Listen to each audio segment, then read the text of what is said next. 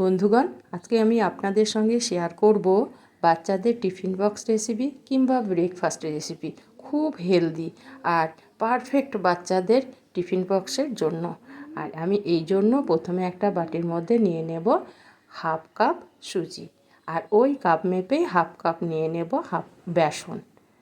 বেসনটা দিয়ে দেওয়ার পর আমি এখানে দিয়ে দেব 2 চামচ চালের গুঁড়ো, নাস্তাটাকে একটু মুচমুচে করার জন্য। এবার আমি যে কাপ মেপে সুজি নিয়েছিলাম সেই কাপ মেপে হাফ কাপ দিয়ে দিলাম টক দই। টক দইটা দেওয়ার পর আমি দিয়ে দেব 1 কাপ জল। জলটা দিয়ে দেওয়ার পর আমি সমস্ত উপকরণগুলোকে চামচ দিয়ে ভালো করে মিশিয়ে নেব।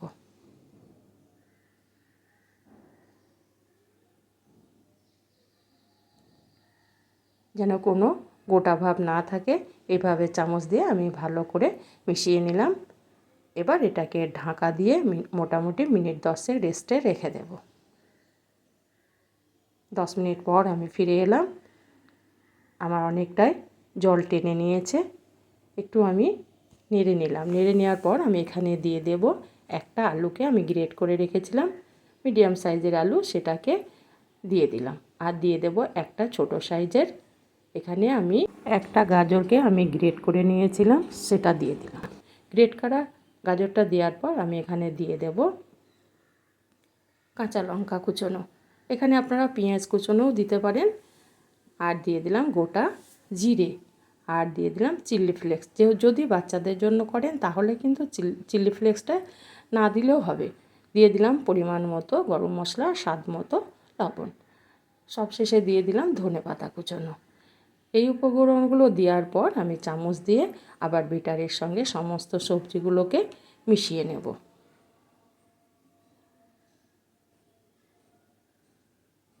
খুব সহজ অথচ খুব হেলদি একটি ব্রেকফাস্ট কিংবা বাচ্চাদের টিফিন বক্স রেসিপি। খুব সহজেই তৈরি হয়ে যায়, কিন্তু বাচ্চারা খেতেও ভীষণ পছন্দ করে। এবার আমি পুরো বেটারটাকে মিশিয়ে নেওয়ার পর দিয়ে দিলাম খাবার সোডা, একটু ফোলা হওয়ার জন্য। ফোলা ফোলা এবং ভেতরটা হবে ভাপালো। এবার অল্প একটু জল দিয়ে দিলাম। দিয়ে দেওয়ার পর খাবার সোডাটাকে ভালো করে পুরো বেটারের সঙ্গে মিশিয়ে নেব। মেশানো হয়ে গেছে। এবার এগুলোকে আমি ভেজে নেব। তার জন্য গ্যাসের মধ্যে বসিয়ে দিয়েছি একটা তড়কা প্যান। তড়কা প্যানটাকে ভালো করে গরম করে নিলাম, দিয়ে কয়েক ফোঁটা তেল দিয়ে দিলাম। তেলটা দিয়ে দেওয়ার পর আমি তেলটাকে ছড়িয়ে নিলাম প্যানের মধ্যে। এবার ওখান থেকে 1 হাতা বেটার নিয়ে আমি তড়কা প্যানের মধ্যে দিয়ে দিলাম। একটু চামচ দিয়ে বা হাতা দিয়ে একটু ছড়িয়ে দিলাম। এবার এটাকে আমি ঢাকা দিয়ে দেব।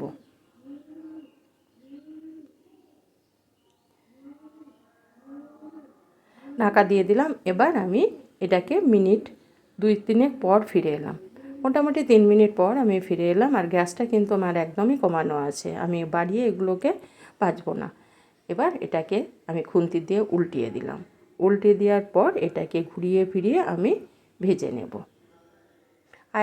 আর কয়েক ফোঁটা এদিক করে তেল, চারপাশে একটু তেল দিয়ে দিলাম। তেল দেওয়ার পর আবারও এটাকে আমি ঘুরিয়ে ফিরিয়ে ভেজে নেব।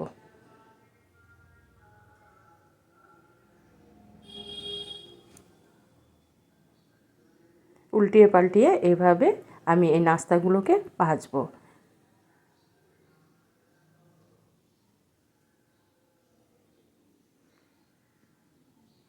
এটা আমার ভাজা হয়ে গেছে। এবার এটাকে আমি উঠিয়ে নেব।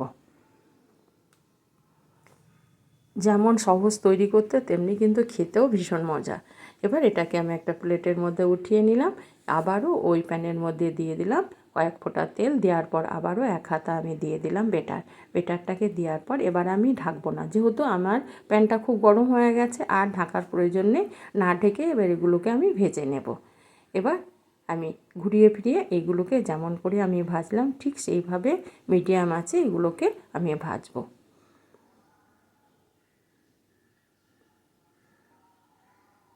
আর খুব কম সময়ে কিন্তু এটা তৈরি হয়ে যায়, খুব অল্প আঁচে আর অল্প উপকরণ দিয়ে একটা ভীষণ মজার বাচ্চাদের টিফিন রেসিপি।